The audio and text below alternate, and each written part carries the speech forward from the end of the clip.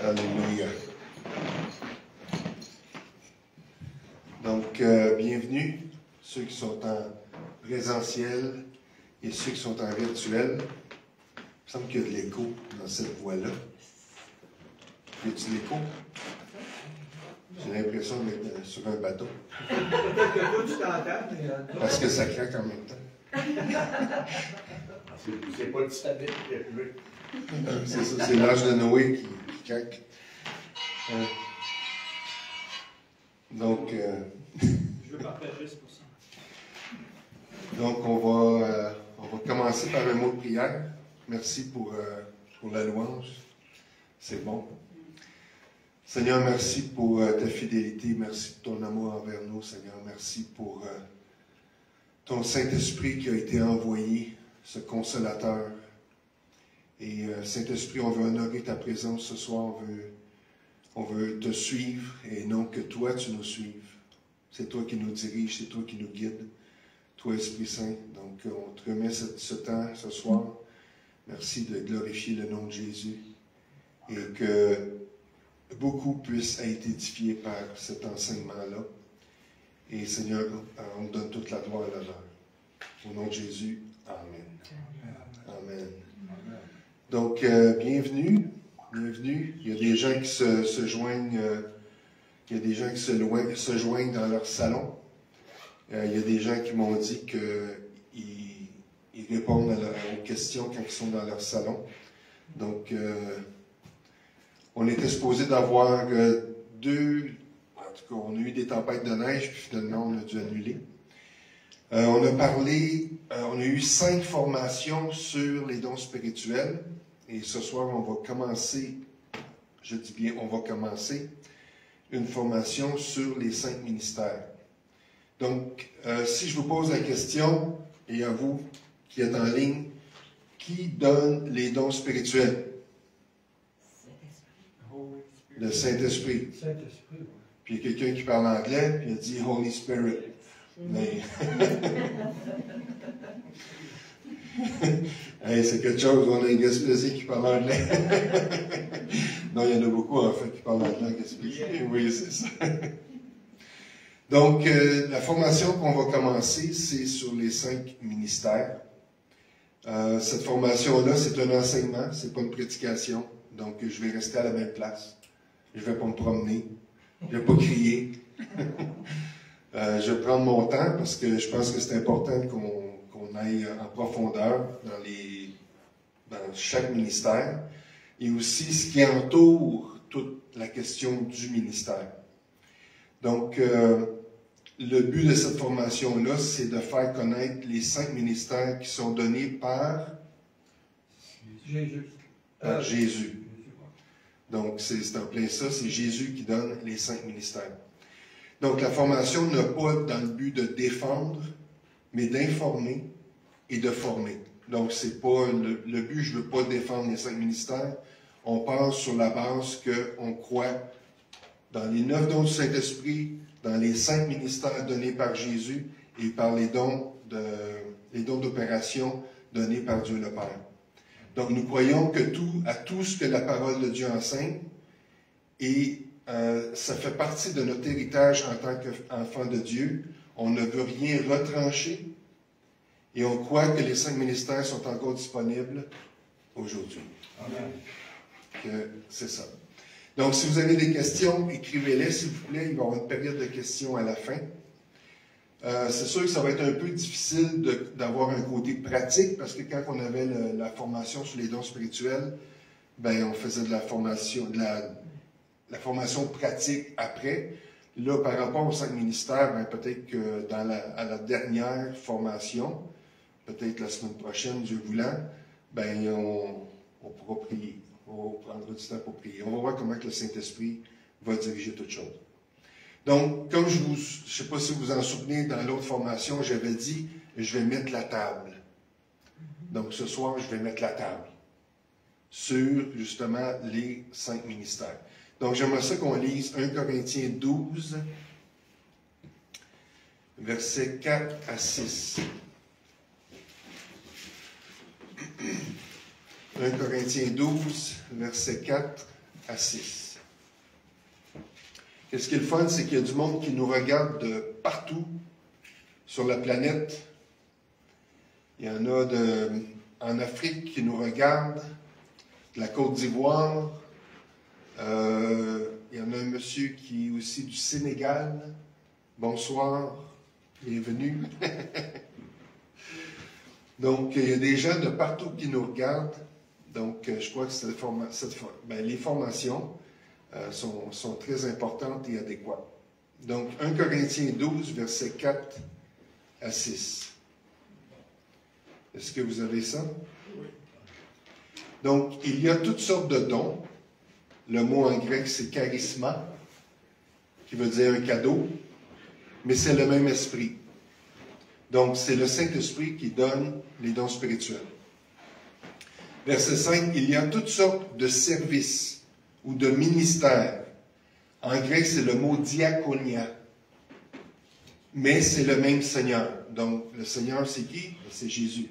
Donc, c'est Jésus qui donne les 5 ministères. Verset 6, il y a toutes sortes d'activités. En fait, en grec, c'est le mot énergéma ou énergéma, qui veut dire des capacités, des opérations, mais c'est le même Dieu. Donc, c'est Dieu le Père qui donne les capacités ou les opérations, qu'on va voir, Dieu voulant, plus tard. Et c'est lui qui met tout cela en action chez tous. Donc, en fait, c'est Dieu qui nous donne ces dons-là. À chacun, donc ça inclut vous, à chacun, en ligne à chacun, l'Esprit se manifeste d'une façon particulière, en vue du bien commun. Donc, c'est pour s'édifier les uns les autres, pas pour se désédifier. Oh, hey, c'est bon ça? Oh, ça vient de loin, ça. Donc, le but, c'est pour s'édifier. C'est là qu'on a notre mot édifice. Donc, c'est bâtir quelque chose et non détruire quelque chose. Donc, en fait, c'est pour devenir meilleur et c'est pour le profit de tous. Pour qu'on soit, tout le monde, qu'on soit édifié de tout ça. Donc, comme je disais, le Saint-Esprit donne les 9 dons spirituels et le Saint-Esprit donne le fruit. Donc, le fruit, ça nous transforme notre caractère. Les dons spirituels, je dis que c'est les armes offensives du royaume de Dieu. Puis on en a besoin. Et Jésus donne les 5 ministères. Éphésiens 4, verset 11. Mais là, avant d'aller là, on va lire un texte. Et Dieu donne les dons d'opération, les capacités. Si on va voir ça éventuellement, c'est dans Romains 12, 6 à 8 et 1 Corinthiens 12, 28. Mais ça, on va voir ça un petit peu plus tard. Dans cette formation, on va parler sur les 5 ministères donnés par Jésus. Quelle est la signification du mot ministère? En grec, comme j'ai dit, c'est diaconia, qui veut dire un service, une charge, une fonction. Ça veut dire pour servir les autres et non pour être servi. Et ça, je pense que c'est souvent mal compris. Parce que j'ai vu des serviteurs de Dieu qui, eux, veulent être servis au lieu de servir. Mais Dieu a donné les dons, les ministères pour servir les autres et non être servi. Enoch, tu as un beau sourire. Pour moi, tu as quelques exemples. Hein? Ouais.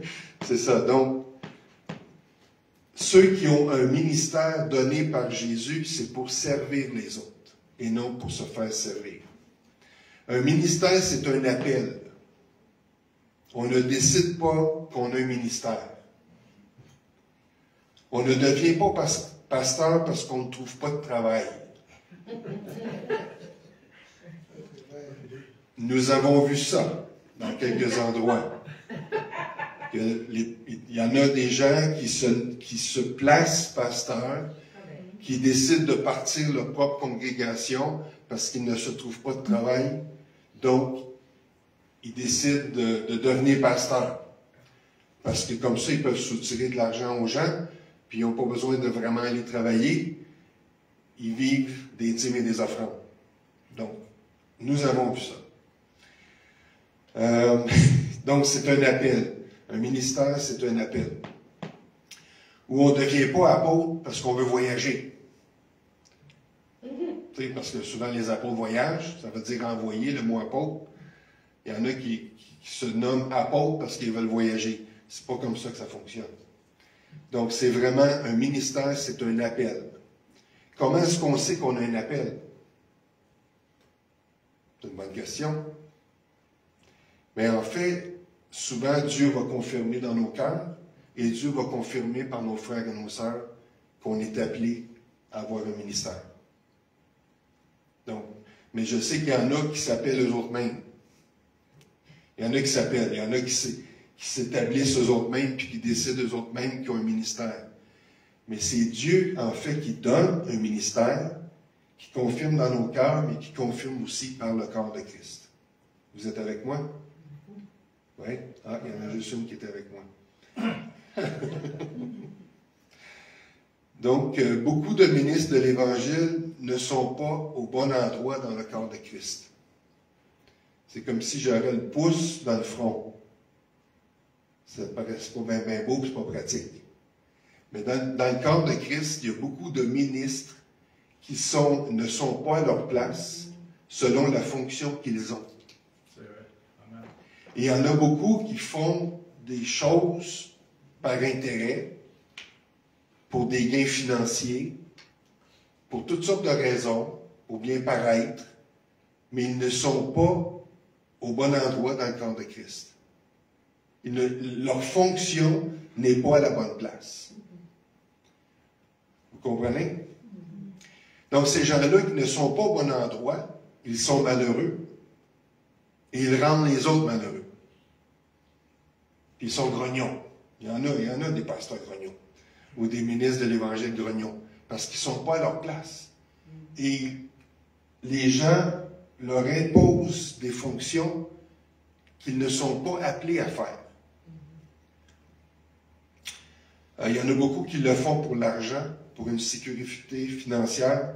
En fait, j'ai connu un serviteur de Dieu qui a un ministère d'évangéliste. C'est un évangéliste. Il est appelé à prêcher l'Évangile, sauver les âmes. Mais un jour, il a décidé qu'il démarrait son assemblée pour avoir une sécurité financière. Ça n'a pas duré longtemps. Puis pas pour les bonnes raisons non plus. Donc, c'est ça, ça n'a pas fonctionné. Donc, il faut faire attention parce que souvent, la peur, l'insécurité financière peut nous faire faire beaucoup de choses qu'on ne devrait pas faire. Et ça existe dans le corps de Christ aussi. Donc, vous êtes avec moi? Vous êtes tous en train de réfléchir. Hein? Aussi, il y a beaucoup de serviteurs de Dieu dans l'Église de Jésus-Christ qui prêtent plus allégeance à un mouvement ou à une dénomination qu'à la parole de Dieu. Ou à qu'est-ce que la parole de Dieu enseigne. Donc, ils vont suivre une règle de conduite humaine et non ce que la parole de Dieu enseigne. Donc ça, on a vu ça beaucoup, on le voit encore. Donc là, je fais juste relever des choses, je fais juste renoter, je fais du brassage. C'est ça. Beaucoup d'assemblées sont dirigées par un comité administratif et non par un comité d'anciens. Bibliquement, une assemblée devrait être dirigée par un comité d'anciens et non par un comité d'administratif qu'on appelle un CA. Donc, là encore, je fais juste brasser pour amener à réfléchir. Parce que je sais qu'il y a des gens qui nous écoutent. Vous nous écoutez, vous m'écoutez, ça c'est bon, hein? Mais il y a des gens qui écoutent, puis ça va faire réfléchir des choses, puis je pense que ça va faire brasser des choses. Ça n'a jamais été le plan de Dieu qu'une seule personne fasse tout dans une assemblée. Si vous lisez votre Bible, ça n'a jamais été le plan de Dieu qu'une personne gère tout, fait tout, dirige tout, contrôle tout. C'est pas le plan de Dieu.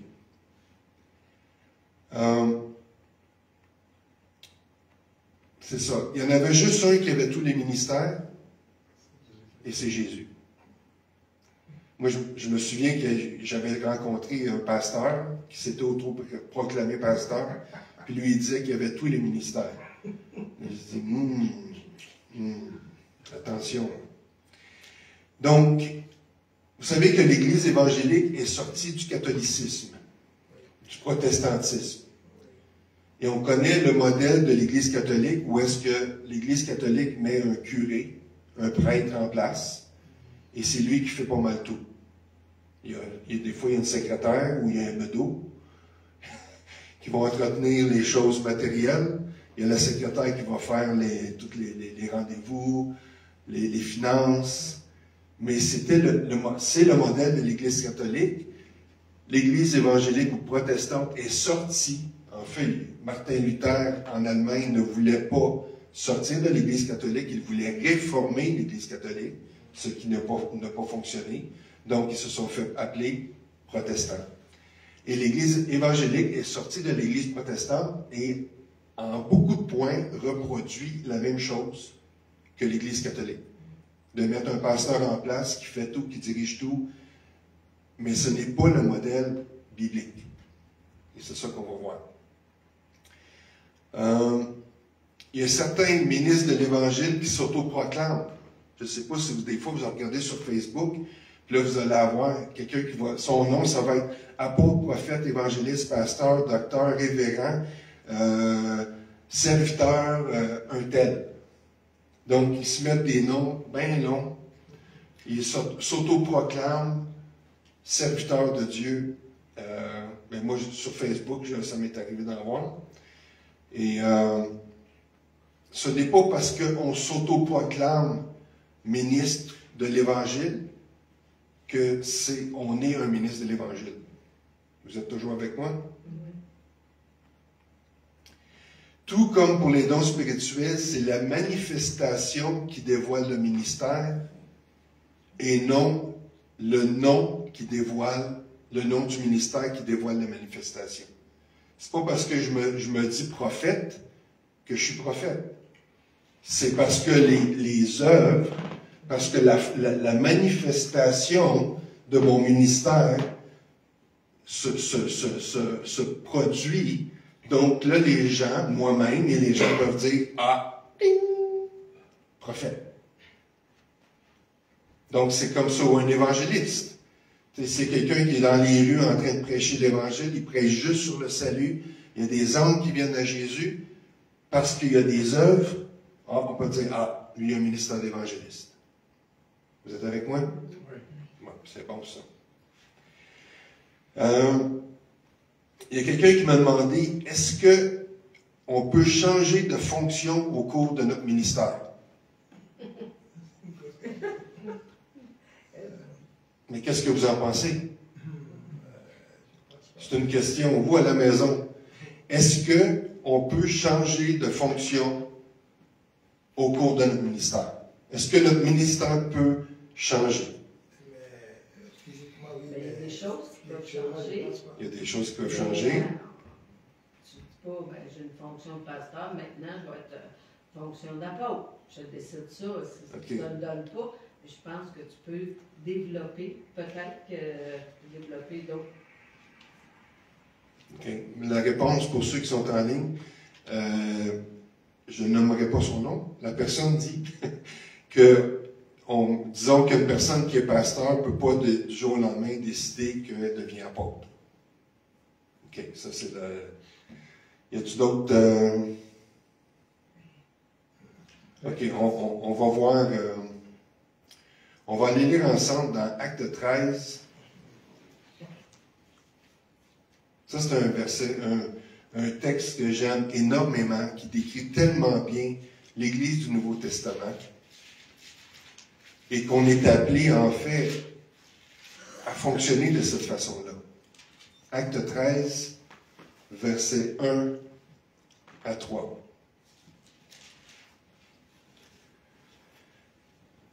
Vous êtes prêts? Oui. OK. Il y avait dans l'église d'Antioche, l'église d'Antioche était une des 5 grosses églises du Nouveau Testament. En fait, c'était à Antioche que les chrétiens se sont fait appeler chrétiens la première fois. C'était à Antioche. Donc, il y avait dans l'église d'Antioche, il y avait quoi? Les prophètes.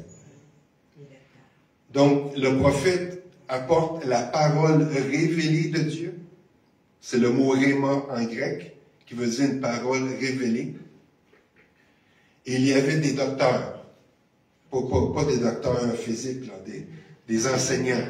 Okay? Pour ceux qui écoutent, là, c'était des enseignants, pas des docteurs, pas des urologues.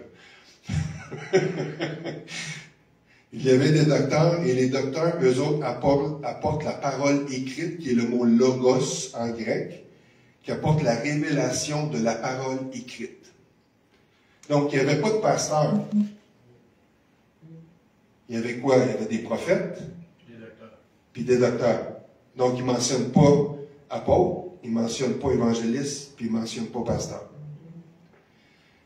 Ça, c'est l'Église du Nouveau Testament. Ils pouvaient reconnaître le ministère des gens. Ils pouvaient dire, ah, c'est un prophète. Ils pouvaient dire, ah, c'est un docteur. Puis là, ça dit, ils vont nommer les noms. Barnabas, à mon avis, Barnabas est un prophète. Ça, c'est mon avis. Okay? C'est pas écrit dans la Bible. Mais selon son ministère qu'on voit dans le Nouveau Testament, je crois que Barnabas est un prophète. Il y avait Siméon, appelé Nigé, Lucius de Cyrène, Manahen, qui avait été élevé avec Hérode le tétrarque, et Saul, on sait c'est qui Saul, qui est devenu Paul. Je crois, à mon avis, que Saul était un docteur. Ça, c'est un enseignant. Ça, c'est mon avis. Okay? Vous pouvez ne pas être d'accord, c'est correct. Donc, il y avait 5 ministères dans l'église d'Antioche qui étaient reconnus. Il y avait 5 ministères qui travaillaient ensemble. Mais ce n'était pas les 5 ministères au complet. Il y avait des prophètes et il y avait des docteurs, des enseignants. Puis ils travaillaient ensemble. Puis là, ça dit, verset 2, « Pendant qu'ils servaient le Seigneur dans leur ministère », on n'est pas appelé à servir le Seigneur dans le ministère de quelqu'un d'autre. On est appelé à servir le Seigneur dans notre ministère, dans ce que Dieu nous a appelés. Le Saint-Esprit dit, ça j'aime ça, le Saint-Esprit parle. Le Saint-Esprit dit. Comment est-ce que le Saint-Esprit a dit? À travers la bouche des autres. À travers la bouche de ceux qui étaient dans l'église d'Antioche. Le Saint-Esprit dit, mettez-moi à part Barnabas et Saul pour l'œuvre à laquelle je les ai appelés. OK? Ce qui est intéressant, c'est qu'ici, on nomme Barnabas avant Saul. Plus tard, ça devient Paul qui prend plus de place. Mais ici, c'est Barnabas. Barnabas avait plus d'ancienneté et de reconnaissance que Saul, que l'apôtre Paul. Donc, il dit, mettez-moi à part, le Saint-Esprit dit, mettez-moi à part Barnabas et Saul pour l'œuvre à laquelle je les ai appelés. Verset 3. Alors, après avoir jeûné et prié, donc la bonne nouvelle, c'est qu'ils jeûnaient et priaient. Donc, il faudrait peut-être revenir à ça, jeûner et prier. Ils leur imposèrent les mains et les laissèrent partir. Donc, ici, la question, c'est est-ce que notre ministère peut changer? C'est à ce moment-là que Barnabas et Saul sont devenus des apôtres. Parce que le mot apôtre veut dire envoyé. Donc, il y en a un qui était, à mon avis, prophète. Il y en a un autre qui était un docteur. Mais là, ils sont devenus apôtres. Donc, leur fonction a changé. Mais la fonction a changé comment dire, sur la base qu'ils avaient déjà un ministère. Et là, c'est comme si leur ministère est devenu apostolique à ce moment-là. Vous êtes avec moi? C'est comme une branche de plus. C'est comme une branche de plus, c'est ça. Je pose la question partout. C'est ça. Donc, OK. Donc, les ministres travaillaient ensemble. Il y avait 5 ministères, ou 5 ministres. Ils étaient reconnus par l'Assemblée et leur ministère était reconnu. Et chacun servait le Seigneur dans son ministère, dans son appel. Et ils écoutaient le Saint-Esprit. Le Saint-Esprit dit. Donc le Saint-Esprit a probablement parlé par la bouche d'un prophète. Le Saint-Esprit a dit. OK, vous êtes toujours avec moi. Là, j'ai suscité bien des questions, c'est ça que je veux. Je ne sais pas si je vais pouvoir les répondre, mais j'aime ça susciter des questions. Il y a beaucoup de ministres de l'Évangile qui ne sont pas capables de travailler avec les autres. Soit parce qu'ils pensent pas pareil, soit parce qu'ils n'ont pas la même vision, et en fait, c'est normal. Parce qu'un prophète n'a pas la même vision qu'un enseignant ou un docteur. C'est pas le même désir qui est dans le cœur de l'un et de l'autre. Mais il y a beaucoup de gens qui ne peuvent pas travailler avec les autres soit parce qu'ils veulent que tout se passe à leur façon. Puis que si ça ne se passe pas à leur façon, ben ils rejettent. Ou ils critiquent. Ça, j'en ai vu, j'en vois encore. Et c'est un défi de travailler avec d'autres ministères. Ou il y a d'autres façons, d'autres personnes qui ne veulent pas travailler avec les autres parce qu'ils se sentent menacés dans leur identité et dans leur don ou dans leur ministère. Donc, quand tu sais qui tu es et quel est ton appel, tu vas pouvoir travailler avec les autres parce que ça ne vient pas te menacer en tant que personne et en tant qu'appel que tu as sur ta vie. Mais quand tu n'es pas certain de qui tu es en Christ, et quand tu n'es pas certain de ton appel, mais tout te menace. Puis tout te fait peur. Il ne pense pas comme moi, il ne va pas comme moi. Non, c'est normal. C'est ça qui est le corps de Christ. Parce qu'on a toutes des visions différentes, des buts différents, et même les prophètes, ils vont avoir des visions différentes. Ils vont avoir des appels différents. Parce que Dieu, en plus, utilise notre personnalité. Il utilise qui on est. Donc, c'est la beauté de tout ça. Donc, ce que j'aime dire, c'est que Dieu veut qu'on travaille dans la diversité, mais dans l'unité. Parce qu'on est tous différents, mais Dieu veut qu'on travaille dans le même but. Vous êtes toujours avec moi? C'est bon. On va aller lire ensemble dans Actes 14, 8 à 15. Ça va bien, ça avance.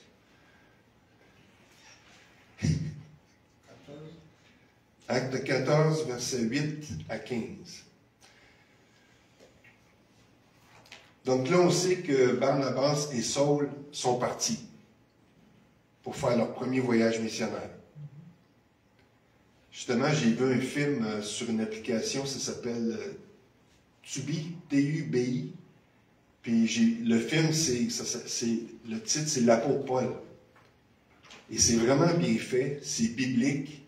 Et j'ai vraiment aimé ça de voir comment que Barnabas et Saul travaillaient ensemble, puis qu'ils s'embarquent sur leur premier voyage en bateau, puis ils sont tous contents d'arriver dans une... Où est-ce qu'il y a des non-croyants, parce que c'était pas des Juifs. L'apôtre Paul, c'était l'apôtre des gentils, ou de l'apôtre des païens. Puis, si jamais vous voulez aller voir ça, l'application, c'est TUBI, puis vous pouvez voir des films chrétiens, puis en fait, il y a le film L'apôtre Paul. C'est vraiment bien fait. Donc, je reviens. C'est une parenthèse. Je te taquine. Je te taquine. Donc, Acte 14, versets 8 à 15. Ça dit, à l'Istre se tenait assis un homme impotent des pieds, boiteux de naissance, et qui n'avait jamais marché. Et il écoutait parler Paul. Donc là, il était rendu Paul, parce qu'il a changé son nom. Et Paul, fixant les regards sur lui et voyant qu'il avait la foi pour être guéri, dit d'une voix forte, « Lève-toi droit sur tes pieds. » Donc, probablement qu'il a dit, « Lève-toi droit sur tes pieds! » Quelque chose de même, OK? Il a dit d'une voix forte. OK? Là, je vous ai réveillé. Et il se leva d'un bond et marcha. À la vue de ce que Paul avait fait, la foule éleva la voix et dit en langue lycaonienne, « Les dieux sous une forme humaine sont descendus vers nous. » Ils appelaient Barnabas Jupiter. Dans le fond, Jupiter, c'est un dieu grec. Et Paul Mercure. Parce que c'était lui qui portait la parole. Et le prêtre de Jupiter, dont le temple était à l'entrée de la ville. Donc, on voit bien que c'était pas des chrétiens, là. OK? Ils s'en vont directement chez les païens, chez les non-croyants.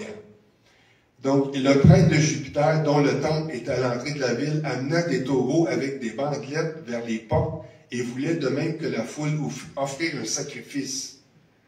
Il voulait offrir un sacrifice parce qu'il disait que c'était des dieux. Les apôtres, écoutez bien, les apôtres Barnabas et Paul. Il y en a qui disent que Paul, c'était le dernier apôtre. Les apôtres Barnabas et Paul. Les deux ont été envoyés. Les deux ont été relâchés. Les deux sont devenus apôtres. Vous êtes avec moi? Oui. C'est tout petit. Les apôtres Barnabas et Paul. Donc, Barnabas était apôtre au même titre que l'apôtre Paul. Ayant appris cela, déchirèrent leurs vêtements, ce qui est une pratique juive, et se précipitèrent au milieu de la foule en s'écriant, « Ô hommes, pourquoi agissez-vous de la sorte? Nous aussi, nous sommes des hommes de la même nature que vous, et vous apportons une bonne nouvelle. Nous vous exhortons à renoncer à ces choses vaines pour vous tourner vers le Dieu vivant qui a fait le ciel, la terre, la mer et tout ce qu'il trouve. » Les Grecs adoraient, il y avait des dieux pour tout. Donc, parce qu'ils ont fait un miracle, ben là, ils voulaient offrir un sacrifice pour eux autres, puis ils voulaient le nommer des dieux. Finalement, ben, ils les invitent à se tourner vers le Dieu vivant qui a créé, qui a fait le ciel, la terre, la mer et tout ce qu'il trouve. Donc, vous êtes avec moi? Donc, les apôtres Barnabas et Paul. Donc, c'était pas juste Paul, c'était les Barnabas, c'était au même titre. Donc, on va commencer sur les 5 ministères, mais on va lire un texte. Éphésiens, chapitre 4, versets 1 à 16.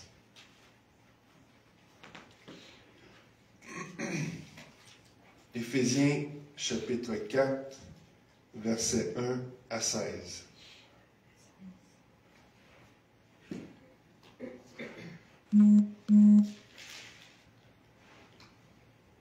Vous êtes prêts? Éphésiens, c'est dans le Nouveau Testament. Donc ça, c'est un des textes principaux.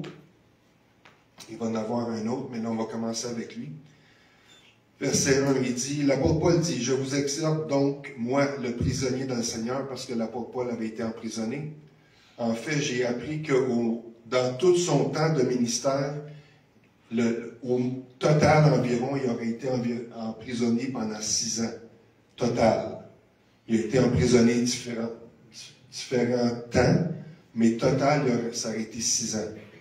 Et Dieu merci, parce que grâce à ça, on a le Nouveau Testament aujourd'hui. Ben, du moins, presque 70 à 80% du Nouveau Testament, c'est les lettres de l'apôtre Paul. Il dit, « Moi, le prisonnier dans le Seigneur, a marché d'une manière digne de la vocation, de l'appel qui vous a été adressé. » Comment est-ce qu'on doit marcher d'une manière digne? En toute humilité et douceur. Il dit comment qu'on doit marcher. Avec patience, vous supportant les uns les autres avec amour. Parce que des fois, on a besoin de supporter les autres. C'est vrai, hein? Des fois, on a besoin de supporter les autres. Vous efforçant de conserver l'unité de l'esprit par le lien de la paix. Il y a un seul corps et un seul esprit. Il n'y en a pas deux. Il y a juste un seul corps et un seul esprit. Comme aussi vous avez été appelés à une seule espérance par votre vocation. Verset 5. Il y a un seul Seigneur, qui est Jésus, une seule foi, un seul baptême. Verset 6. Un seul Dieu et Père de tous, qui est au-dessus de tous et parmi tous et en tous. Verset 7. Mais à chacun de nous, la grâce a été donnée selon la mesure du don de Christ. Donc, on a toute une mesure, chacun de nous, selon la mesure que Jésus nous a donnée. C'est pourquoi il est dit, étant monté dans les hauteurs, de qui il parle? De Jésus. Il a emmené des captifs. Il a fait des dons aux hommes. Donc, c'est Jésus qui fait des dons aux hommes. Verset 9. Or, que signifie il est monté, sinon aussi qu'il est aussi descendu dans les régions inférieures de la terre? Celui qui est descendu, c'est le même qui est monté au-dessus de tous les cieux afin de remplir toutes choses. Ça, c'est Jésus. Verset 11. Et il a donné les uns comme apôtres. C'est ici les dons ou les ministères qu'il a donnés. Et il a donné les uns comme apôtres, les autres comme prophètes, les autres comme évangélistes, les autres comme pasteurs et docteurs. Verset 12. Pour le perfectionnement des saints, c'est qui les saints? Nous. C'est nous. Les saints, c'est les vivants. C'est les chrétiens. C'est les chrétiens. Il y a les saints qui sont morts, mais ils sont morts. Nous, on est des saints vivants. C'est ça. Les saints, c'est les vivants. Donc, c'est pour le perfectionnement des saints, pour nous, pour les chrétiens, en vue de l'œuvre du ministère et de l'édification du corps de Christ. Verset 13. Jusqu'à ce que nous soyons tous parvenus à l'unité de la foi et de la connaissance du Fils de Dieu, à l'état d'homme fait, à la mesure de la stature parfaite de Christ. Y a-t-il quelqu'un de parfait ici? Y a-t-il quelqu'un qui est rendu à la mesure, à la stature de la mesure parfaite de Christ? Pas encore? Il reste encore juste un petit bout.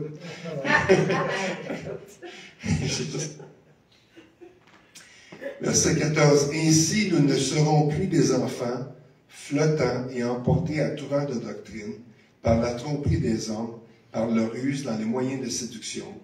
Mais en professant la vérité dans l'amour, nous croîtrons à tous égards en celui qui est le chef, pas le chef, mais le chef, Christ.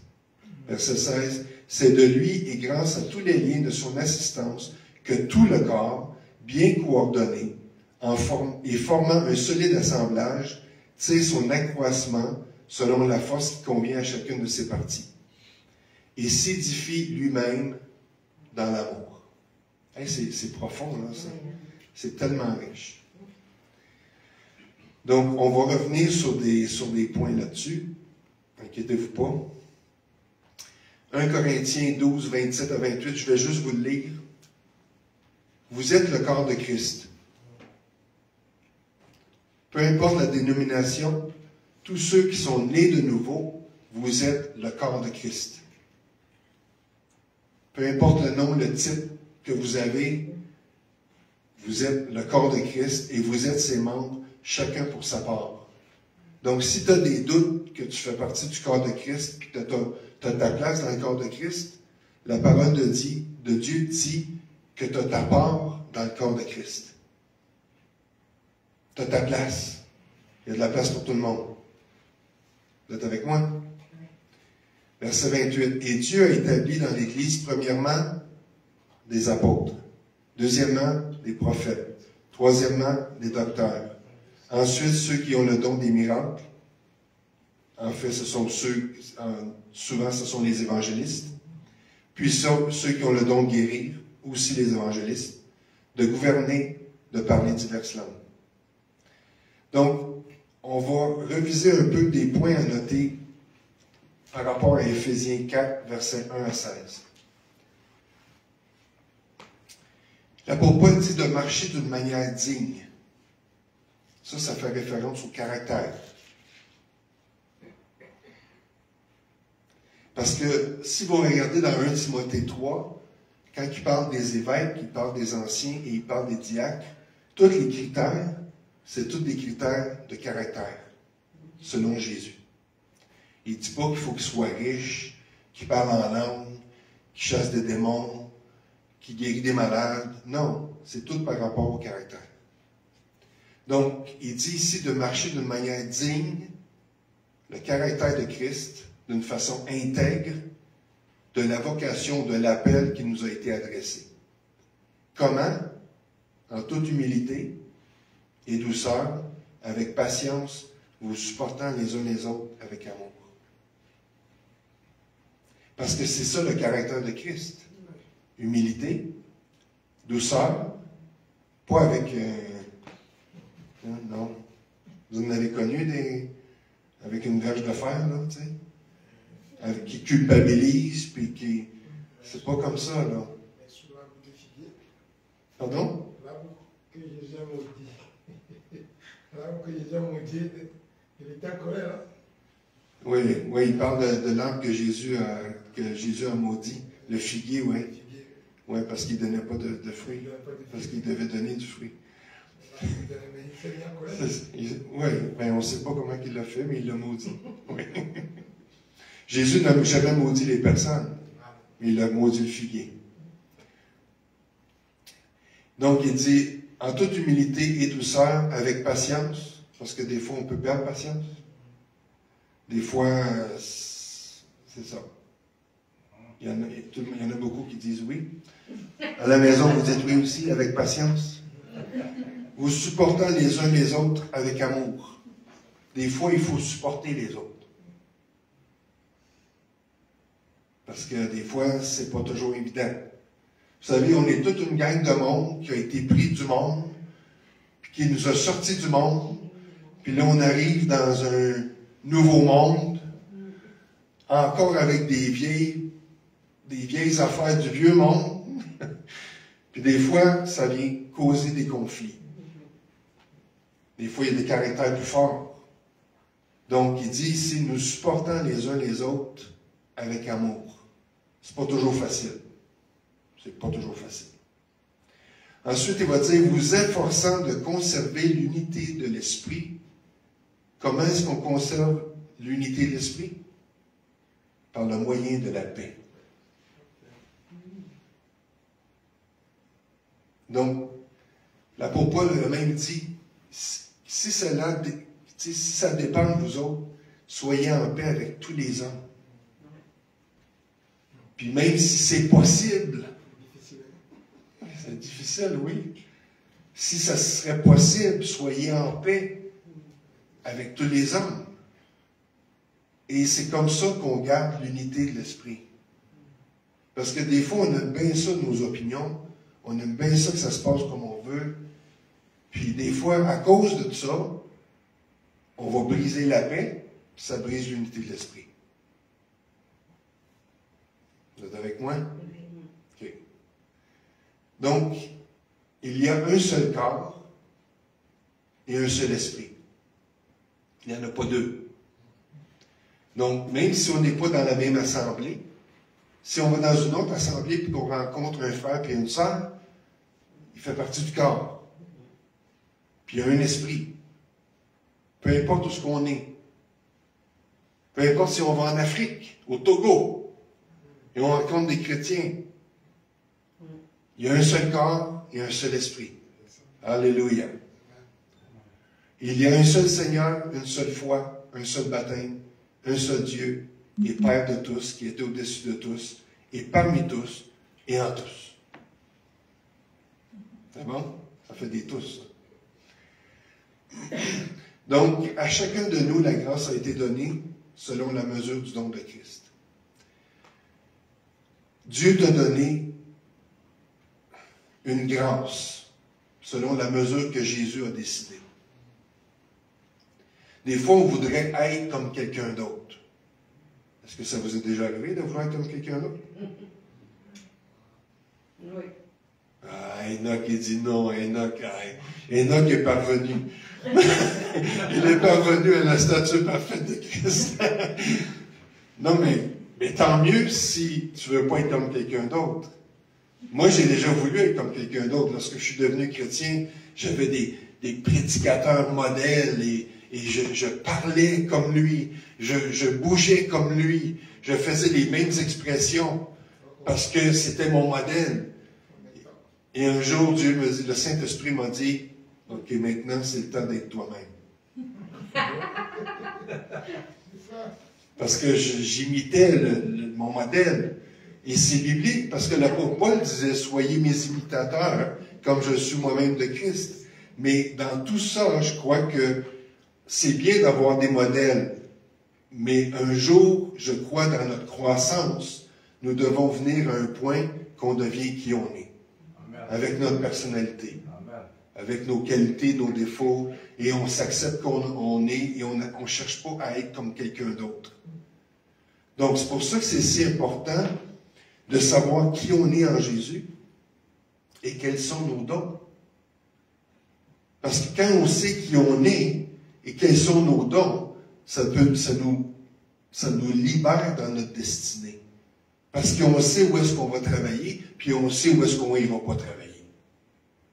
Que celui qui est appelé au ministère s'attache à son ministère. Et j'ai fait cette erreur-là d'essayer d'être comme quelqu'un d'autre. Vous savez, des fois, il y a des gens qui prient sur les gens, vite, vite, vite, vite, vite, vite. Puis j'ai essayé ça. Puis le Saint-Esprit me dit, hey, qu'est-ce que tu fais là? J'étais encore avec la première personne, puis j'étais rendu à la 20e. Parce que je voulais faire comme quelqu'un d'autre. Je voulais aller plus vite. Mais le Saint-Esprit, un de mes dons, c'est d'être un chirurgien du cœur.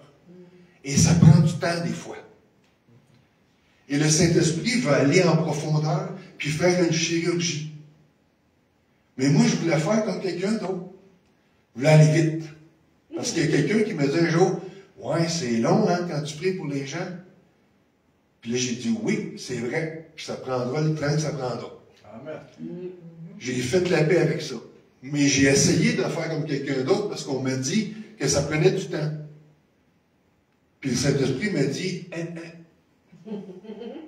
c'est pas à ça que je t'appelle. Je t'appelle pas à être comme quelqu'un d'autre. Je t'appelle à être selon ton ministère, puis à faire ce que je te demande.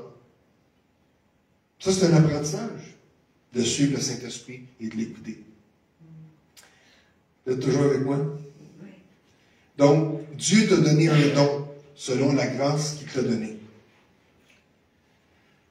Quel est le but des ministères? Le but des ministères, là, c'est pas de devenir riche, puis t'acheter une belle maison, puis rester chez vous. Au cas si c'est ça que tu pensais, en ligne aussi. Le but des ministères, c'est pourquoi? Pour le perfectionnement des saints, en vue de l'œuvre du ministère et de l'édification du corps de Christ. Je crois que chaque ministère devrait former au moins une personne. Je répète. Il y a quelqu'un qui fait Quoi? Je crois que chaque ministère devrait former une autre personne à faire ce qu'elle fait. Autrement dit, se reproduire. Faire des bébés. Parce que c'est ça le but. C'est quoi? C'est de perfectionner les autres en vue du ministère. Donc, ce que j'ai, Dieu m'appelle d'investir dans la vie des autres pour qu'ils fassent ce que je fais et même qu'ils deviennent meilleurs.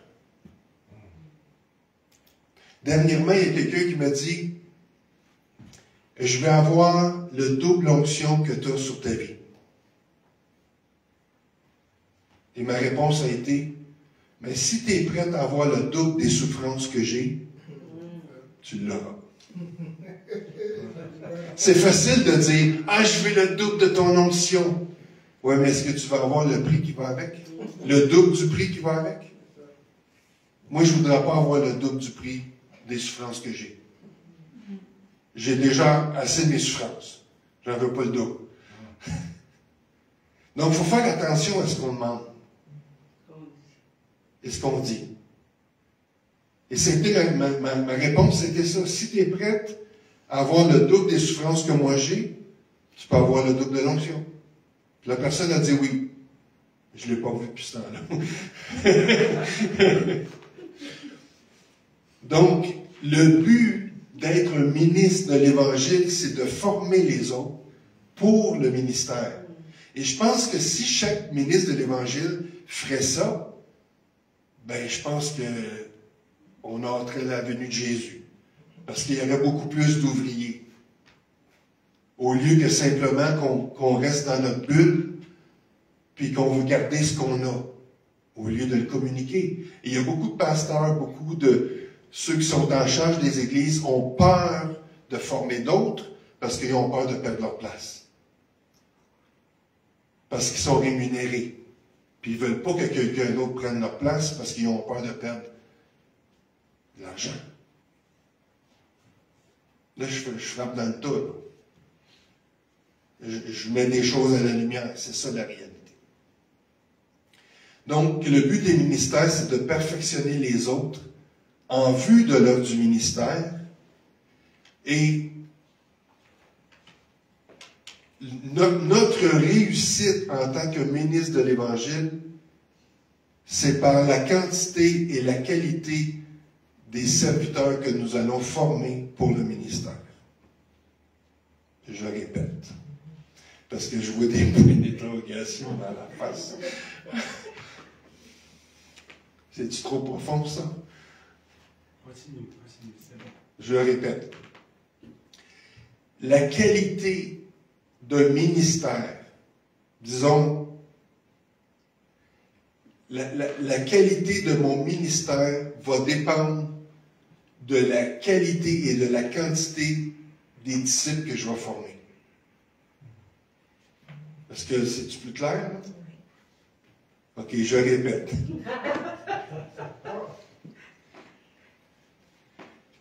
Il y en a beaucoup qui pensent que le succès d'un ministère, c'est juste de devenir public ou de devenir international ou connu ou selon ce que la parole de Dieu dit et selon ce que je crois, c'est que le succès d'un ministère va dépendre des gens que tu vas former après toi.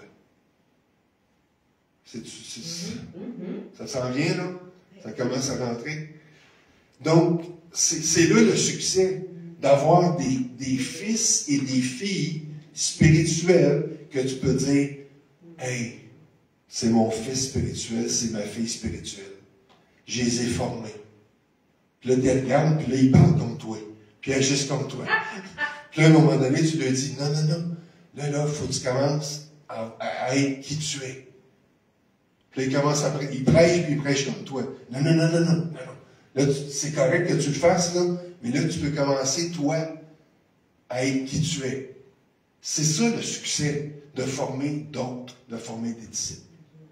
OK? OK. Là, je vais terminer ça. On ne rentrera pas dans les 5 ministères ce soir. On fait juste, je mets la table. Donc, le but des ministères, c'est de perfectionner les saints en vue de l'œuvre du ministère. En passant, les saints, ce sont les chrétiens.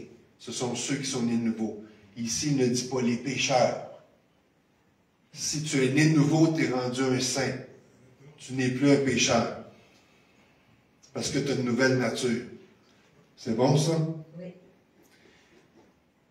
Donc, et de l'édification du corps de Christ. Donc, le but des ministères, c'est d'édifier le corps de Christ. De bâtir le corps de Christ. Pas de le démolir, pas de le détruire, pas de l'aplatir. Édifier, brique par brique, par brique, par brique, par brique, par brique, pour édifier un édifice.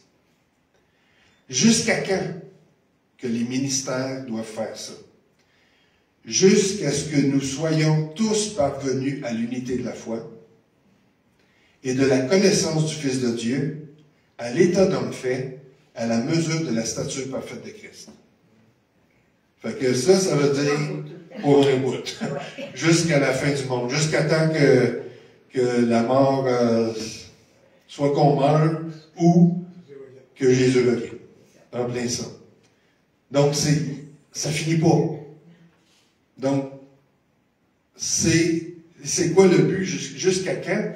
Jusqu'à temps qu'on soit tous parvenus à l'unité de la foi. Donc, ça, c'est tout un défi. De la connaissance du Fils de Dieu, ça, c'est un défi. C'est toutes des choses qui sont inatteignables dans ce monde imparfait. À l'état d'homme fait, à la mesure de la stature parfaite de Christ. Donc, c'est un travail continu. On est continuellement en transformation. Parce que Jésus veut qu'on y ressemble. Pas avec une barbe, là. Pas avec les cheveux longs. Non. Jésus veut qu'on lui ressemble en caractère. Humilité, douceur, patience. Le résultat, ainsi nous ne serons plus des enfants. Le but, c'est qu'on ne soit plus des enfants. Il y a des gens qui sont encore, après 20 ans, des enfants dans la foi. Ils sont encore des enfants. Pourquoi? Parce qu'ils n'ont pas été formés. Premièrement, ils n'ont pas appris à prendre une Bible, à méditer la Bible, à écouter des enseignements, à se nourrir, à prier. Ils attendent tout. Donne-moi, donne-moi, donne-moi, donne-moi.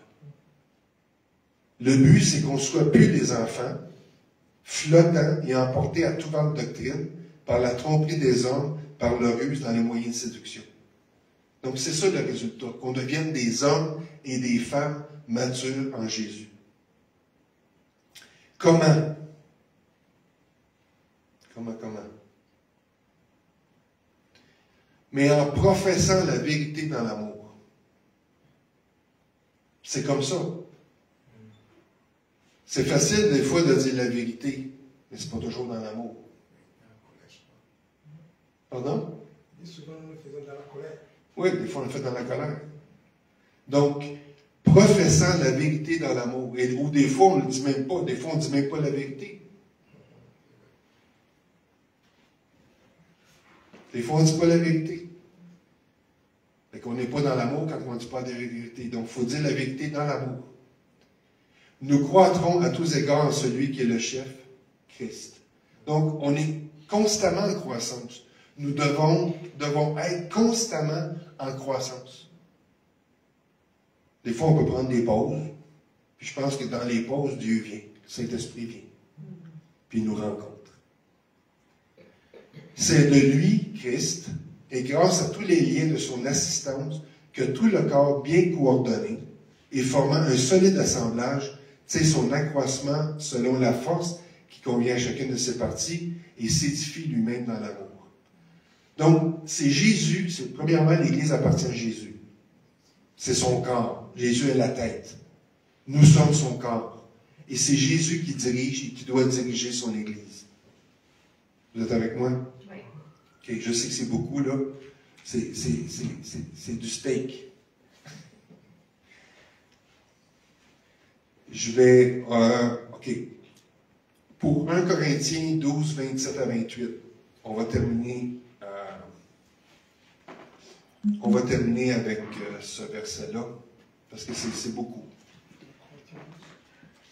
1 Corinthiens 12, verset 27 à 28. Dans le fond, je fais juste résumer le verset qu'on a lu tantôt.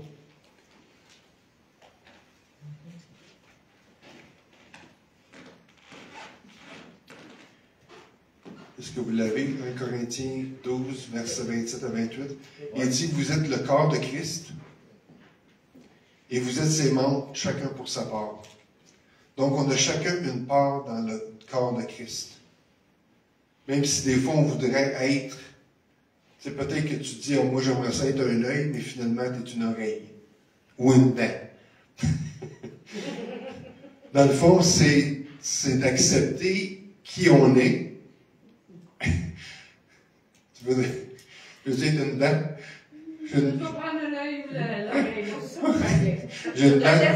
J'ai une dent comme toi.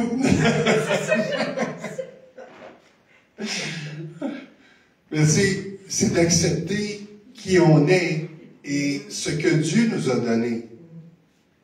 Et des fois, ça peut être un défi parce que tu regardes quelqu'un d'autre et tu te dis, ouais, j'aimerais ça, ouais. Mais dans le fond, c'est d'accepter. D'accepter, c'est ça, qui on est et ce qu'on a, et de le perfectionner, et de l'améliorer. Et des fois, parce qu'on regarde aux autres, on ne perfectionne même pas nos dons, parce qu'on a nos yeux fixés sur les autres. Parce qu'on voudrait être comme quelqu'un d'autre. Au lieu de dire, non, ok, je vais apprendre c'est quoi mon don, mes dons, et je vais les perfectionner, je vais devenir meilleur avec mes dons, et c'est là que je vais travailler. Et je pense que c'est pour ça que je dis qu'il y a beaucoup de monde dans le corps de Christ qui ne sont pas à leur place.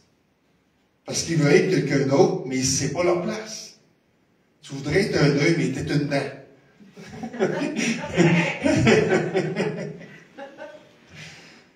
Puis il y en a beaucoup dans le corps de Christ, c'est comme ça. Donc, apprenons, acceptons qui on est,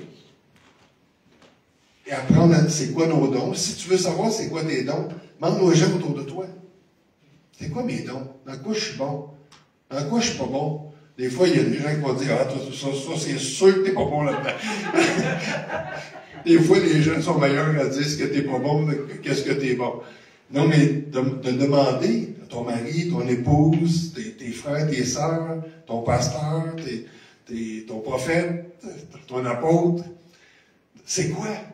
Dans quoi est-ce que je suis bon? C'est quoi mon appel? Puis une autre chose, c'est quoi qui te rend heureux? C'est quoi qui te rend heureux que quand tu le fais, t'es heureux, t'es bien là-dedans? Ah, c'est ça. Mais continue. Moi, j'ai déjà essayé de faire des choses que c'était pas ma place. J'étais pas bien, j'étais pas heureux. Donc, si on apprend à découvrir qui on est, quels sont nos dons, mais chacun, on va apprendre à travailler ensemble. Puis des fois, on fait des erreurs.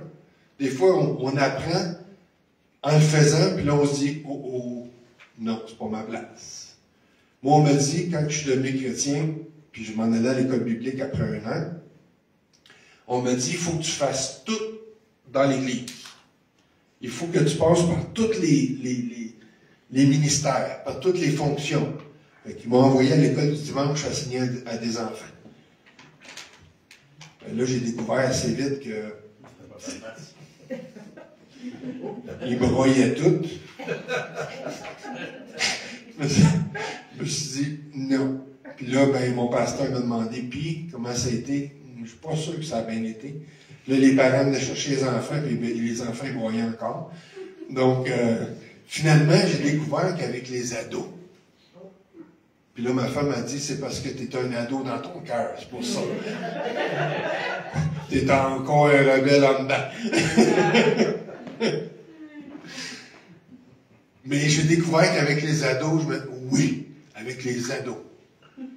Puis je pense qu'une des joies d'être avec les ados, c'est d'aller les chercher. Parce que les ados, c'est un mystère. Mais j'aime ça, juste m'asseoir avec, puis d'être vrai avec eux autres. Parce que les ados veulent la vérité. Les ados veulent que ça soit vrai. Puis j'aime ça être vrai avec eux autres. Donc, là, je me suis dit, avec les ados. Finalement, je me suis retrouvé leader de jeunesse. Puis j'aimais ça, j'étais content. Mais j'ai fait pas mal tous les ministères. J'ai même joué de la basse, fait que j'ai joué de la basse dans le groupe de louanges pendant des années. Ah bon? Ah bon? Ben oui, je viens de révéler un de mes dons. Il y a un guitariste qui vient de me spotter, comme on dit en québécois. Donc, puis j'ai joué de la basse dans les assemblées jusqu'à temps que le Seigneur me dise, maintenant c'est le temps de focusser sur la parole. Donc j'ai mis de côté, mais j'ai attendu que le Seigneur me dise. Mais pendant des années, j'ai joué dans des groupes de musique, j'ai même joué pour la station de télévision Miracle Channel à Lethbridge en Alberta. Je jouais de la basse live, des groupes de louanges, c'est ça. Donc, mais Dieu m'a permis d'expérimenter ça. C'était merveilleux, mais là, c'est le temps de passer à d'autres choses. Donc, vous êtes le corps de Christ et vous êtes ses membres, chacun pour sa part. Et Dieu a établi dans l'Église, premièrement, des apôtres. Dieu a établi un ordre dans l'Église. On va voir plus loin pourquoi que Dieu a établi cet ordre-là. Deuxièmement, des prophètes. Troisièmement, des docteurs. Ce qui est intéressant ici, c'est que dans ce texte-là, on a lu dans Éphésiens 4:11, ça dit Jésus a donné des dons aux hommes, apôtres, prophètes, évangélistes, pasteurs et docteurs. Ici, il dit apôtres, prophètes, docteurs. Il met les docteurs avant l'évangéliste. Ensuite, ceux qui ont le don de miracle et ceux qui ont le don de guérison, c'est les évangélistes, de secourir, de gouverner, de parler diverses langues. OK. Vous êtes toujours là? Je sais que c'est beaucoup. Okay?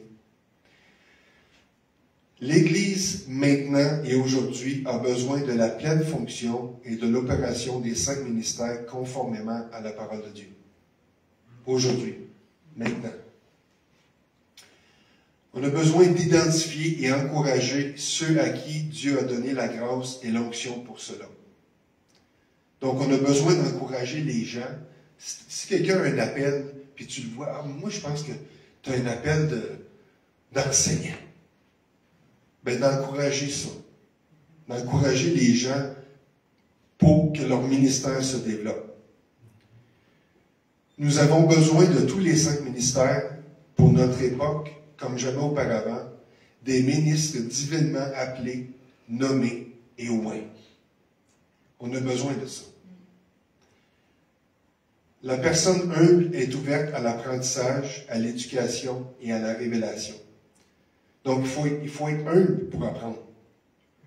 Pour recevoir, il faut être humble. Si on pense qu'on sait tout, ça ne passe pas. Donc, il faut être humble, puis reconnaître qu'on a besoin d'apprendre.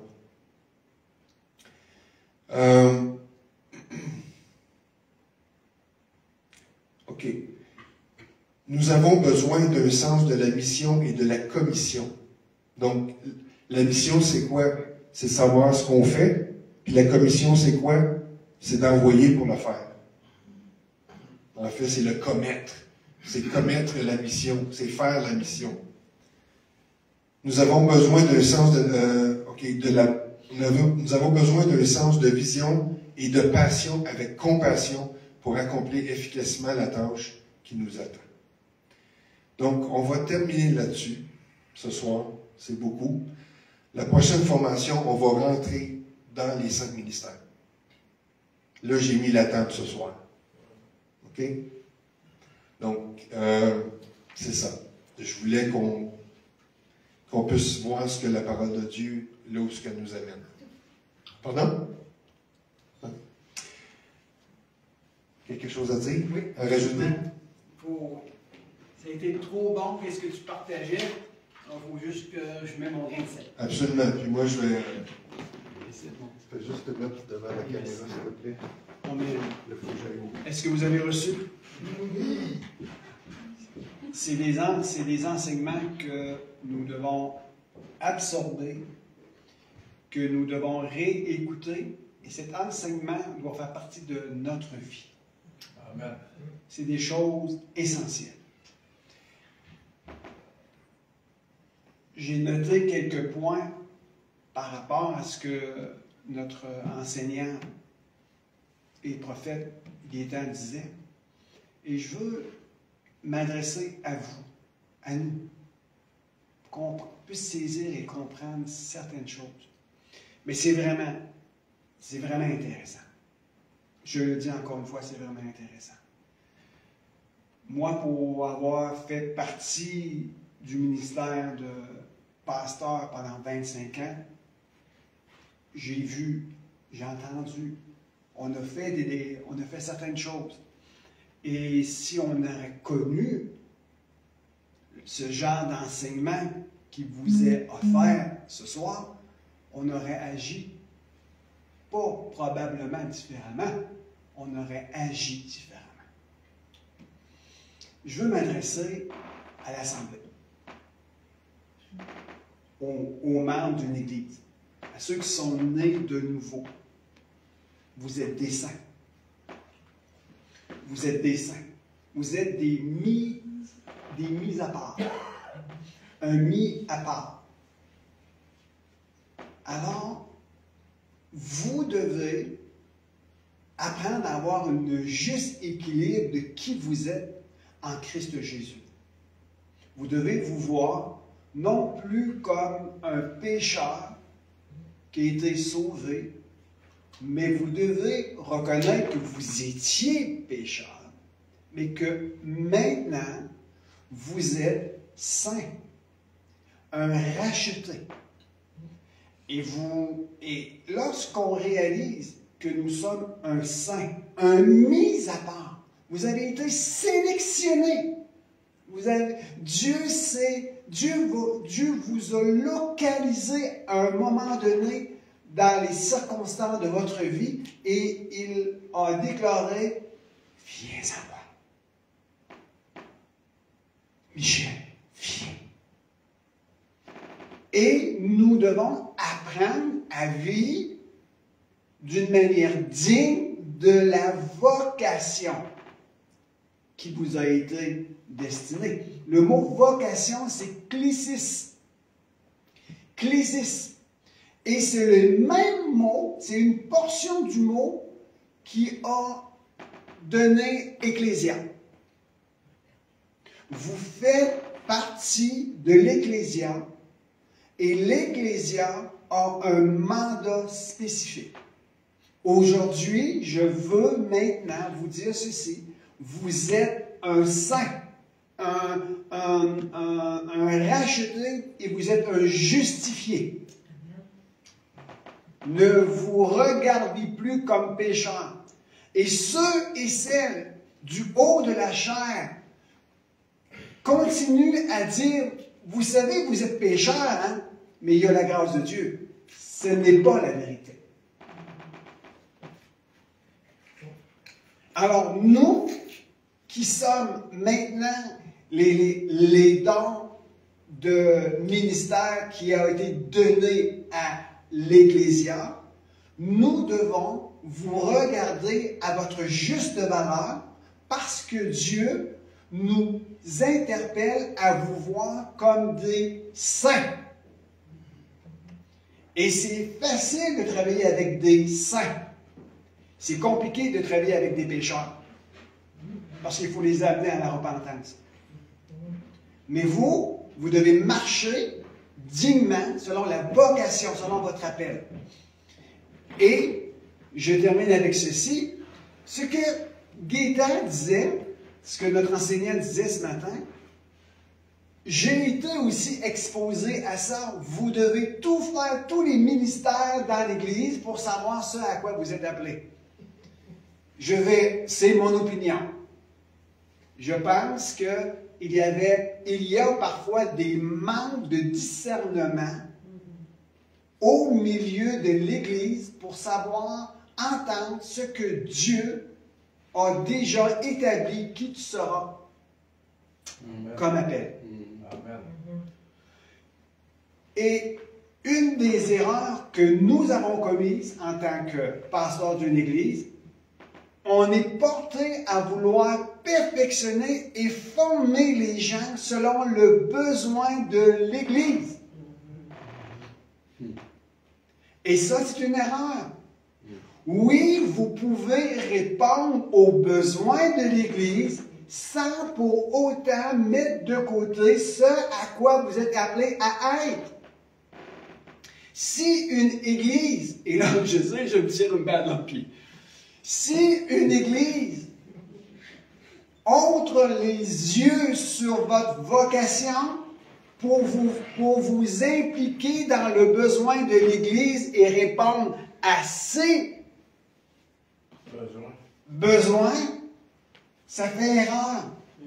Notre rôle à nous, c'est oui, aide aux besoins de l'Église. C'est important, c'est essentiel. Mais nous ne devons pas perdre de vue ce à quoi vous avez été appelés comme vocation. Et notre rôle, c'est d'amener à un perfectionnement en vue. Parce qu'on sait, tu es appelé à cela, alors je dois t'équiper en fonction, en vue de l'œuvre du ministère et de l'édification du corps de Christ. Alors, dorénavant, vous êtes en train de suivre cette formation-là, ayez dans vos cœurs, comme l'enseignant prophète Guédon a dit, vous devez savoir ce à quoi vous êtes appelés à être et vous devez savoir quels sont les dons qui reposent sur vos vies. Et dans l'Église, Dieu parfois donne un discernement pour reconnaître que vous avez un appel sur vos vies. Est-ce que vous le croyez, ça? Amen. Ce n'est pas donné à tous de le reconnaître, mais c'est donné à quelques personnes. Alors, faites-moi plaisir. Regardez-vous comme un saint ou comme une sainte à compter de maintenant. Oui, vous allez commettre des péchés, mais vous ne pratiquez plus le péché. Et maintenant, soyez formés dans l'appel que Dieu a déposé sur votre vie.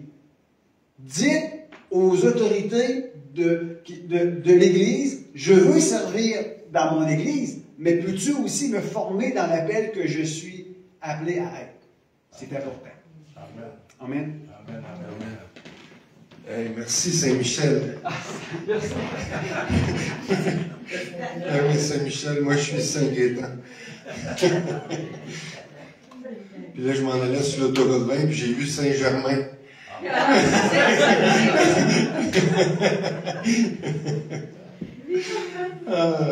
Alléluia, merci beaucoup, c'était vraiment bon. Des questions. Là, je vous prie de m'épargner. Oui. Oui, monsieur. Oui, monsieur. Merci beaucoup pour l'enseignement et puis c'est vraiment édifiant. Ma question est de savoir, dans la Bible, Jésus m'a dit l'ouvrier mérite son salaire. OK, il dit, dans la Bible, Jésus a dit l'ouvrier mérite son salaire. Et l'apôtre Paul, lui, à quelque part, il écrit, il dit, si quelqu'un vous enseigne, vous aussi, venez lui en aide à vos biens.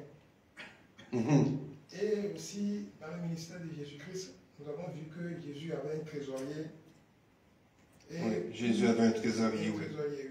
C'était Judas. Ça veut dire que Jésus aussi recevait quelque chose. Oui, Jésus recevait quelque chose, oui. Ma question est de savoir, est-ce qu'un dirigeant, aujourd'hui, dans une église ou bien dans une assemblée, doit être rémunéré ou bien doit être payé? OK. La question, c'est est-ce qu'un dirigeant dans une assemblée, aujourd'hui, doit être rémunéré? Mais en fait, c'est biblique que... En fait, l'apôtre Paul a dit que ceux qui dirigent bien parmi vous et qui vous enseignent ou qui enseignent la doctrine, là je paraphrase, qu'ils soient dignes d'un double honneur. Et le double honneur, quand il mentionne ça, ça inclut au niveau financier aussi. Est-ce que, c'est une bonne question. Je crois que oui, parce que l'ouvrier mérite son salaire.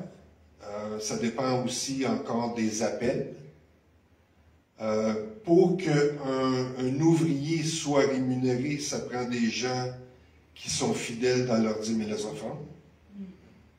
Parce que c'est comme si les gens ne sont pas fidèles dans leurs dîmes et leurs offrandes, ben, à ce moment-là, l'ouvrier qui est en charge, ben, ne peut pas recevoir de rémunération.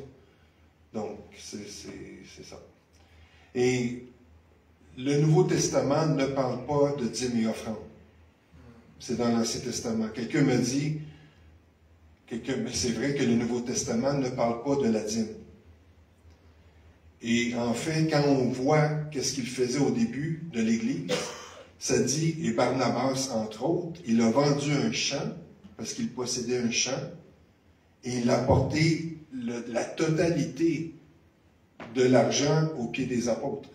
Et là, ça dit que personne ne manquait et que tout était distribué égal selon les besoins. Donc, quelqu'un me dit, dans le Nouveau Testament, la dîme veut dire 10%. Dans le Nouveau Testament, il ne parle pas de la dîme. Mais moi, je dis que dans le Nouveau Testament, c'est pas 10%, c'est 100%. Parce que le 10%, en fait, c'est un minimum. C'est ça, c'est la 10e partie. Donc, là, on s'en va sur ce sujet-là, mais je crois que c'est important de le mentionner. Et en même temps, même l'apôtre Paul va dire que chacun de vous, le premier jour de la semaine, pas le dernier, le premier jour de la semaine, les prémices, met à part ce qu'il a résolu dans son cœur. Donc, encore là, le principe, il ne dit pas la dîme, mais une offrande, il va dire le premier jour de la semaine, parce que souvent on donne sur qu'est-ce qui reste, au lieu de donner sur le premier. C'est ça, hein? On paye tous les comptes, là après, s'il reste quelque chose, souvent il n'en reste pas, là on va donner. Bibliquement, c'est selon les prémices de tout ton revenu. Prémisse veut dire le premier. Donc, c'est ça. Donc, est-ce qu'un ouvrier mérite son salaire? Absolument, c'est biblique. Oui. Comment ça doit être géré? Mais à ce moment-là, c'est à l'Assemblée de décider comment c'est géré. Qui? Parce que là, il y avait 5 ministères. Dans l'Église d'Antioche, il y avait 5 ministères reconnus. Est-ce que les 5 étaient rémunérés? Je ne sais pas. Mais c'est sûr que, comme nous, on n'a pas de difficulté à travailler pour subvenir au ministère. Il y en a beaucoup qui ne le font pas parce qu'ils veulent simplement être rémunérés. Ils ne veulent pas travailler à temps partiel puis faire le ministère. Nous, on le fait. Ça n'a pas de sens de question. Oui. Sur ce sujet-là, je voulais demander, est-ce qu'il y a un moment dans la vie du croyant d'un ministère, vous devez faire ce ministère à temps plein, ou bien vous devez décider de le faire à temps partiel? OK, la question c'est, est-ce que dans la vie, on décide si on fait le ministère à temps plein ou à temps partiel? Personnellement, je crois que ça dépend selon, il y a plusieurs circonstances. Mais c'est sûr que nous, on est appelés, on a eu un temps dans notre vie où est-ce que on avait les deux un travail à temps plein et on faisait le ministère à temps partiel. Mais on est rendu plus à être à temps plein vraiment dans le ministère. Mais Dieu pourvoit. Dieu pourvoit. Donc, et comme Jésus a dit, cherchez premièrement le royaume de Dieu et sa justice, et tout le reste va vous être donné par-dessus. Mais souvent, il y a des gens qui ne font pas le ministère parce qu'ils cherchent premièrement tout le reste avant de chercher le royaume. Donc, il y en a, je crois qu'il y en a beaucoup qui passent à côté de leur appel à cause de la raison financière, à cause de la peur du manque. Au lieu de chercher le royaume et de croire que Dieu va subvenir à leurs besoins, ils cherchent le reste et ils font le royaume quand ils ont du temps. Et nous, on a décidé qu'on cherche le royaume en premier. Et on n'a jamais manqué de rien. Mais c'est ça. C'est sûr que nous, on a renoncé à tout. On avait une maison, on l'a vendue. On a renoncé à tout. Nous, si on a déménagé, en 15 minutes, on est prêt. C'est ça. On est prêt. Si on a à partir, on est prêt. Donc, est-ce que ça répond un peu... oui. Saint-Michel. Oui, je veux juste rajouter un petit point. Dans le Nouveau Testament, il ne parle pas des dîmes. Mais laissez-moi vous dire une chose que j'ai compris et que j'ai réalisée.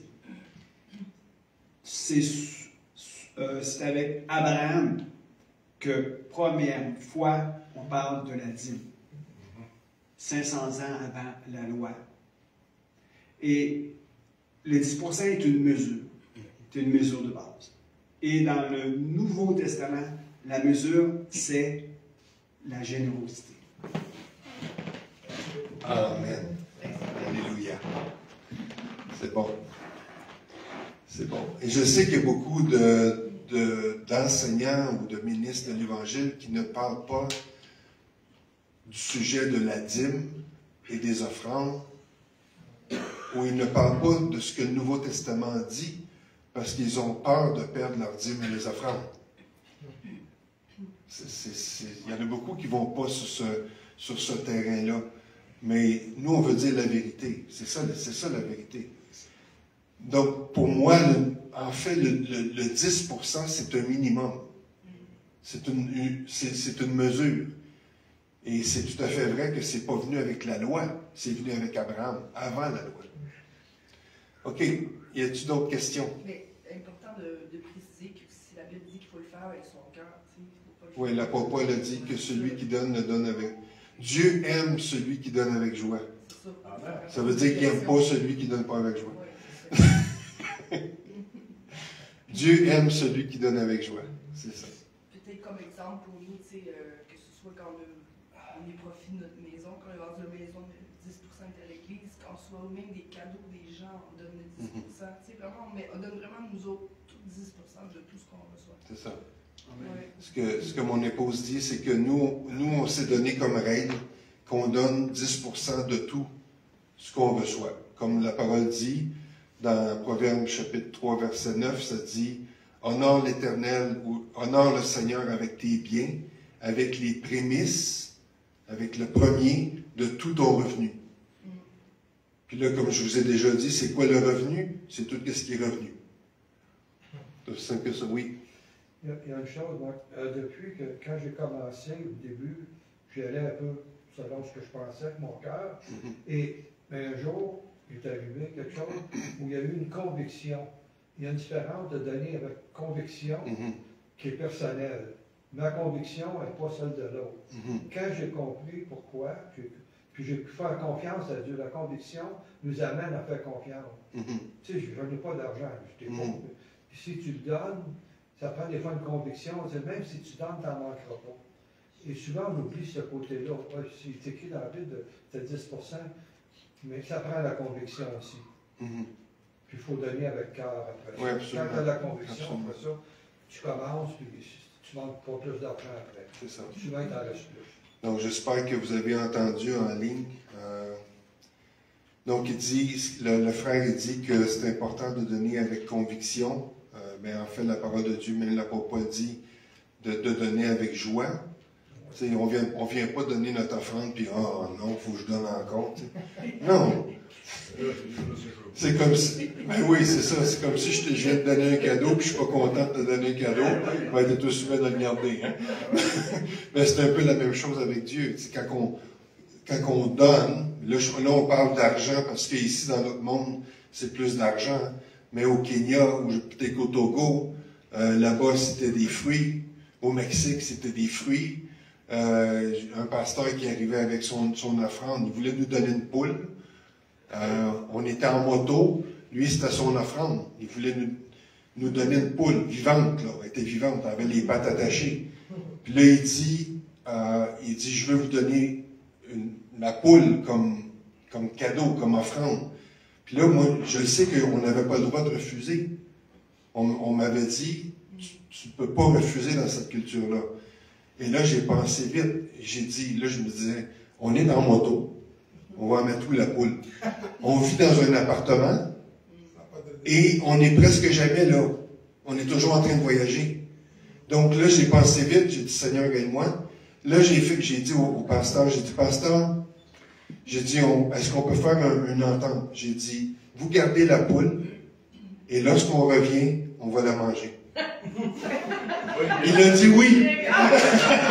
Il a dit oui.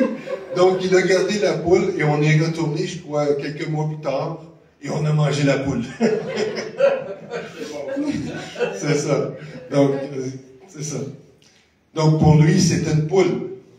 Donc, oui. Mais viens ici si tu veux dire quelque chose, s'il te plaît. Je vous l'ai dit que je pense que ça serait Non, bon. viens ici, s'il te plaît. Ça serait bon de. Non, viens ici, s'il te plaît. Je pense que c'est bon de relire Malachie 3:10, parce que c'est pas juste le fait de donner, mais c'est aussi, il y a une belle promesse qui est claire ici dans la parole. Apportez donc réellement le 10e de vos biens dans la salle du trésor, pour qu'il y ait toujours de la nourriture dans le temple. Je l'affirme, moi, le Seigneur de l'univers, vous pourrez vérifier que je dis la vérité. Vous verrez alors que j'ouvrirai pour vous les réservoirs d'eau du ciel et que je couvrirai de bienfaits abondants. Voilà. Amen. Amen, amen. Donc, il y a une promesse. Puis Dieu est fidèle. Dieu est fidèle. Et vous savez, il y a beaucoup d'assemblées, en fait, il y a beaucoup d'endroits qui cherchent des pasteurs. Il y a beaucoup d'assemblées qui cherchent des pasteurs. Amen. Et les assemblées ne sont pas en mesure de payer les pasteurs, donc les pasteurs ne veulent pas y aller. C'est un cercle vicieux. Donc là, tu as des croyants qui se retrouvent ensemble, qu'il n'y a personne pour les enseigner, il n'y a personne pour... Et les gens ne sont pas fidèles dans leurs dîmes et les offrandes, ou ne sont pas fidèles dans les offrandes ou de donner. Donc, et là, ils se disent, ben là, c'est parce qu'on n'a pas de pasteur. Ben là, vous n'avez pas de pasteur parce que vous n'êtes pas fidèles, parce que les pasteurs ne veulent pas aller. Qui voudrait? Nous, on a décidé de le faire.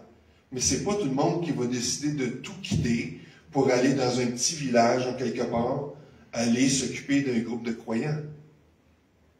C'est pas tout le monde qui veut le faire. Donc, c'est comme un... Et là, les chrétiens vont dire, oui, mais on n'a pas de pasteur. Oui, mais si vous êtes fidèles dans vos dîmes et vos offrandes, ben là, vous allez être en mesure d'avoir un pasteur qui va pouvoir... Là, je parle d'un pasteur, mais ça peut être un autre ministère. Là. Je parle d'un pasteur, mais là, vous allez être en mesure d'avoir un pasteur qui va vouloir aller, puis là, il va pouvoir s'occuper de vous autres, puis de travailler avec d'autres ministères, les évangélistes, pour aller sauver des âmes. C'est tout un cercle vicieux, ça. Je ne sais pas si c'est une bonne expression, là, mais je pense que oui. Donc, OK, c'est ça. Là, on revient dessus. Y a-t-il d'autres questions? Ou c'est pas mal clair?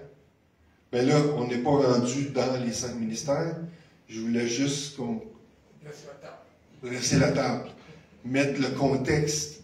Pourquoi qu'on va parler des 5 ministères? J'aimerais te poser une question et développer un peu sur le thème si tu peux prendre un certain temps, sinon plus tard. OK.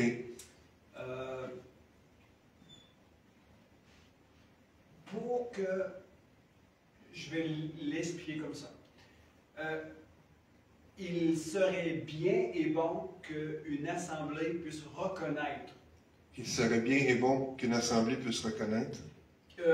La personne qui leur a été appointée. Oui. C'est ça. C'est bien qu'une assemblée puisse reconnaître la personne qui leur a été appointée. Dans son ministère quelconque. Dans son ministère quelconque. Et de l'honorer. Et de l'honorer. Avant toute chose. Avant toute chose. OK. Ça c'est une question. C'est une mise en page pour dire comment une assemblée pourrait honorer l'homme ou la femme de Dieu qui leur a été appointé. Comme pasteur, je veux dire. Comme pasteur, comme... Donc, la question, c'est comment est-ce qu'une assemblée peut honorer la personne ou le couple ou la famille que Dieu a attitré, ou l'ancien, qui a attitré pour cette assemblée-là? Bien, une des façons, c'est le respect, de respecter la personne. Respecter la façon qu'on lui parle, la façon qu'on la traite. Je pense que ça, c'est primordial. De reconnaître que... Parce que des fois, je pense qu'on prend facilement pour acquis. On prend facilement pour acquis les personnes que Dieu nous prête.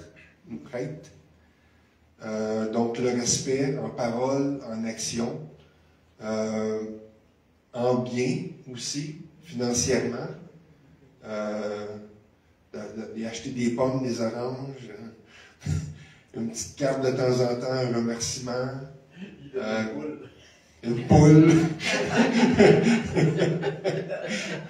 une douzaine d'œufs.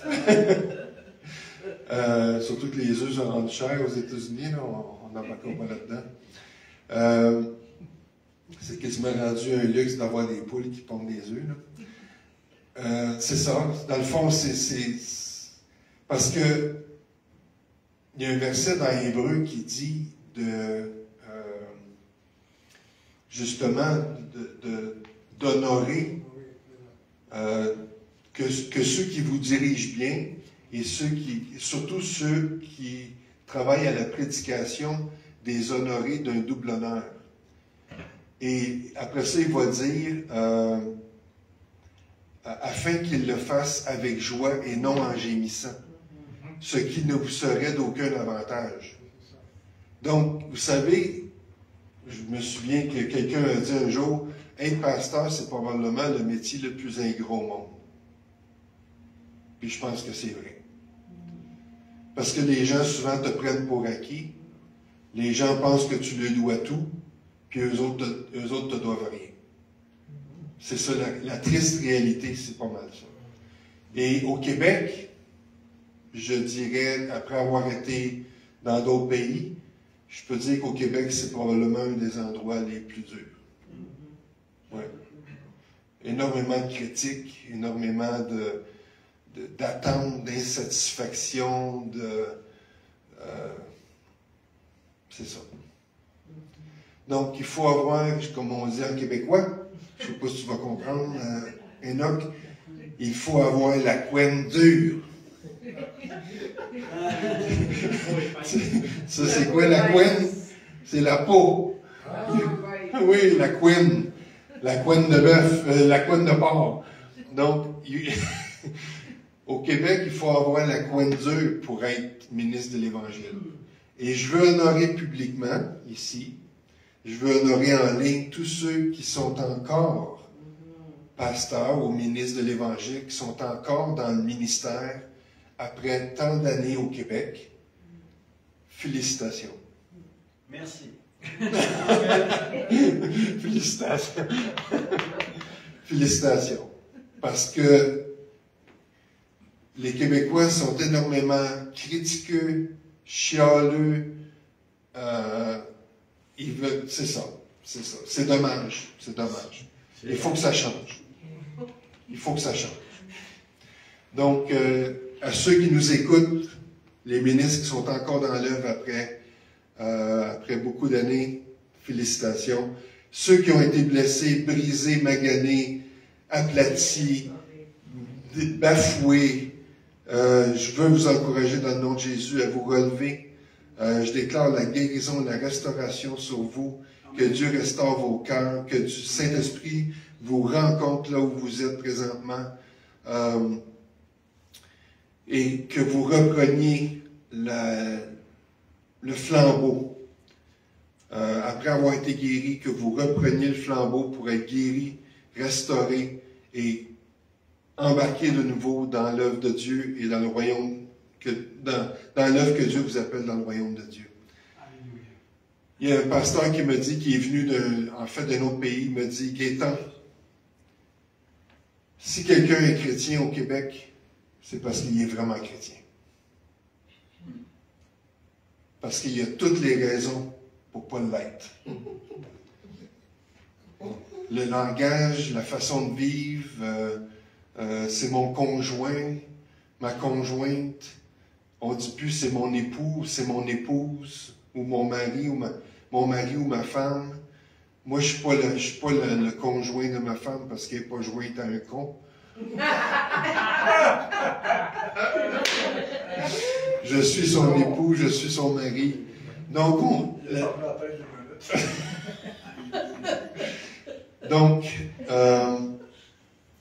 je crois, je sens vraiment que le Saint-Esprit, pour ceux qui nous écoutent,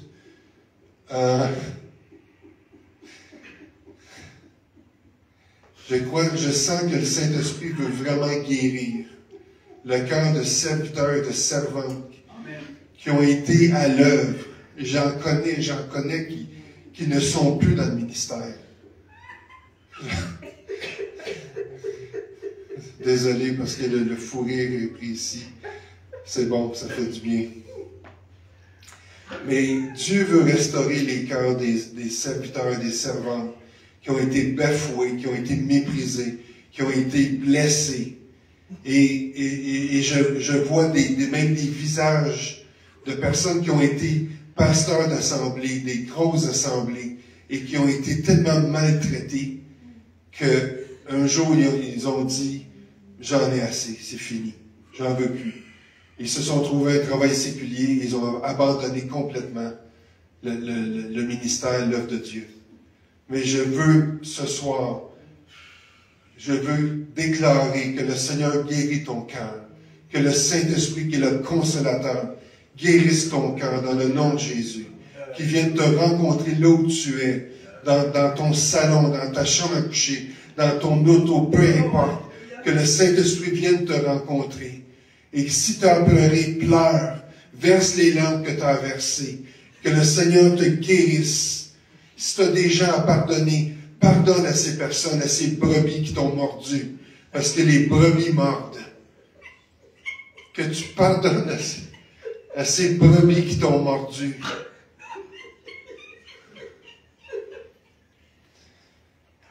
Ah, Seigneur, merci. Merci, Seigneur, de rencontrer. Merci de rencontrer. Merci de rencontrer.